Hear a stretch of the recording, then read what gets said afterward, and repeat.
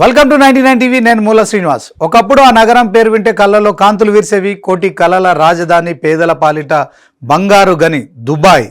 అంబరానికి నిచ్చెన వేసే ఆకాశ హార్మ్యాలు, రాత్రివేళ వెలుగుల సముద్రాలు, ప్రపంచానికి విలాసానికి చిరునామాగా మారిన మహానగరం. ఎడారిలో నిర్మించిన ఆ అద్భుత నగరం పశ్చిమాసియా రాజకీయాలకు అతీతమైన ఒక సురక్షిత ద్వీపం అని ప్రపంచం నమ్మింది. కానీ కాలం మారింది. ఇప్పుడు అదే నగరం గుండెల్లో ఆందోళన మొదలైంది. ఒకప్పుడు వావ్ దుబాయ్ అని ఆశ్చర్యపోయిన నోళ్ళు ఇప్పుడు బాబోయ్ దుబాయ్ అంటూ భయంతో వణికిపోతున్నాయి. ఇరాన్ ప్రతీకార దాడులు, డ్రోన్ల గర్జన, క్షిపణుల ఉరుములు సిలికాన్ వ్యాలీ ఆఫ్ మిడిల్ ఈస్ట్ను ఉక్కిరిబిక్కిరి చేస్తున్నాయి. అసలు దుబాయ్ ప్రతిష్టకు పట్టిన గ్రహణం ఏమిటి? గల్ఫ్ కలల సౌధం యుద్ధ మేఘాల మధ్య కూలిపోతుందా? ఇప్పుడు చూద్దాం. మధ్యప్రాచ్య రాజకీయాలు ఎప్పుడూ ఒక రగిలే అగ్నిగుండంగానే ఉంటాయి. కానీ ఆ సెగ మాత్రం దుబాయ్ని తాకడం అనేది దశాబ్దాల తర్వాత మరి ఇప్పుడు ఒక నమ్మకంగా ఉండిపోయింది. ఫిబ్రవరి 28న అమెరికా ఇజ్రాయెల్ కూటమి ఇరాన్ లక్ష్యాలపై దాడులు ప్రారంభించడంతో ఆ నమ్మకం ఒక్కసారిగా పటాపంచలైపోయింది. తన ఉనికిని చాటుకోవడానికి ఇరాన్ ప్రతీకార అస్త్రాన్ని ప్రయోగించింది. గల్ఫ్ దేశాల్లోని అమెరికా వ్యూహాత్మక స్థావరాలే లక్ష్యంగా డ్రోన్లు, క్షిపణులు ఆకాశంలోకి దూసుకొచ్చాయి. పశ్చిమాసియా ఆకాశం యుద్ధ విమానాల హోర్లో నిండిపోయింది.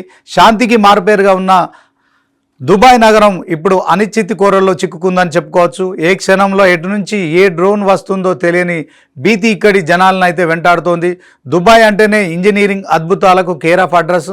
సముద్రంపై అద్భుతంగా నిర్మించిన ఫామ్ జుమేరియా ద్వీపంపై జరిగిన డ్రోన్ దాడి ప్రపంచాన్ని దిగ్భ్రాంతికి గురి చేసిందని చెప్పుకోవచ్చు.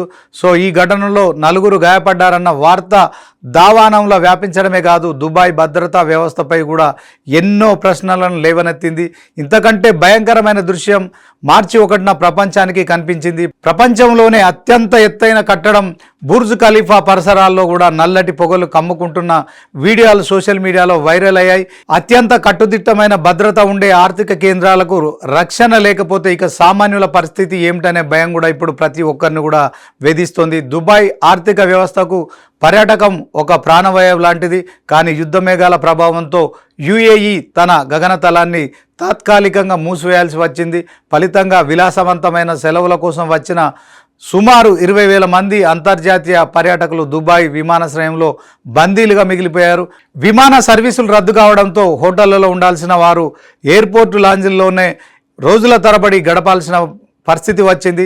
విలాసాల కోసం వచ్చి విలవిల్లాడుతున్న ఈ పర్యాటకుల దృశ్యాలు దుబాయ్ బ్రాండ్ ఇమేజ్ను దారుణంగా దెబ్బతీశాయి.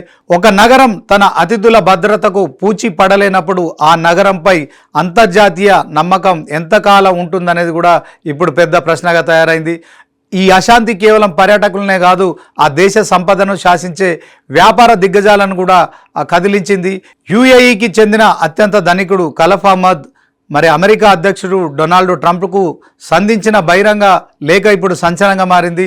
ఇరాన్పై మీరు ప్రకటించిన యుద్ధంలోకి ఈ ప్రశాంత ప్రాంతాన్ని లాగే హక్కు మీకు ఎవరిచ్చారంటూ కూడా ఆయన సూటిగా ఘాటుగా ప్రశ్నించారు. యుద్ధం వల్ల పశ్చిమాసియా ఆర్థిక వ్యవస్థ ఎంత దారుణంగా దెబ్బతింటుందో అంచనా వేశారా అని కూడా ఆయన నిలదీస్తున్నారు. ఇది కేవలం ఒక లేఖ కాదు, తన సామ్రాజ్యం తన కళ్ళ ముందు కరిగిపోతుంటే ఒక వ్యాపార దిగ్గజం వెళ్ళగక్కిన ఆవేదనగా మనం చూడొచ్చు. దుబాయ్ జనాభాలో 90% మంది విదేశీయులే. అందులో మన భారతీయుల సంఖ్య అత్యధికంగా ఉంటుంది. ఇక్కడ స్వేచ్ఛ, ప్రశాంతత ఉంటుంది కాబట్టే ఇక్కడికి వచ్చామనేది వారి మాట. కానీ ఇప్పుడు ఆ నమ్మకం సడలుతోంది. గల్ఫ్ కలల వెనుక ఉన్న కఠిన వాస్తవాలు ఇప్పుడు ఒక్కొక్కటిగా బయటపడుతున్నాయి. ఎండలో మాడిపోయి ఆరోగ్యం కోల్పోయి ఏజెంట్ల చేతిలో మోసపోయి కూడా సంపాదన కోసం ఇక్కడ పడి ఉన్న లక్షలాది మంది యువకులు ఇప్పుడు ప్రాణభయంతో వణికిపోతున్నారు. సంపాదించిన సొమ్ము కంటే ప్రాణం ముఖ్యమని చాలామంది భావిస్తున్నారు. అందుకే గల్ఫ్ దేశాల్లో నివసిస్తున్న భారతీయులు ఇప్పుడు తమ భవిష్యత్తు గురించి మళ్ళీ ఆలోచిస్తున్నారు. దుబాయ్ ప్రభుత్వం తన ప్రతిష్టతను కాపాడుకోవడానికి తన నగరంపై పడిన యుద్ధం అనే మరకను తుడిచివేయడానికి శక్తి వంచన లేకుండా ప్రయత్నిస్తోంది. కానీ అశాంతి అనే మంట ఒక్కసారి రాజుకుంటే దానిని ఆర్పడం ఎవరి తరం కాదు. దూరపు కొండలు నునుపు అన్నట్టుగా ఒకప్పుడు ఆకర్షణీయంగా కనిపించిన గల్ఫ్ జీవితం ఇప్పుడు భారంగా మారుతోంది. పాస్పోర్ట్ చేతిలో పడగానే దుబాయ్ అని పలవరించే యువత ఇప్పుడు స్వదేశమే ముద్దు అనే ఆలోచనలో పడ్డారు. అవకాశం కోసం వెళ్ళే ప్రదేశాలు కావచ్చు, నివాసం కావచ్చు, కానీ అనుబంధాలు ఉన్న నేటి జీవితమే అవుతుందని చెప్పి కూడా అందరికీ అర్థమవుతోంది. దుబాయ్ నేటికి ప్రపంచంలోని అత్యంత అభివృద్ధి చెందిన నగరాల్లో ఒకటి. అక్కడ సంపద ఉంది, విలాసం ఉంది, కానీ అక్కడి జీవితం కేవలం అవకాశాల కోసమే సాగుతుంది. ఏ దేశమైనా ఎంత అందంగా కనిపించినా అది మన దేశానికి, మనం పుట్టిన గడ్డకి సాటి రాదని ఇప్పుడు భావిస్తున్నారు. మన ఊరు, మన మట్టి, మన నేల ఇచ్చే భద్రత అద్దాల మేడలో దొరకదు.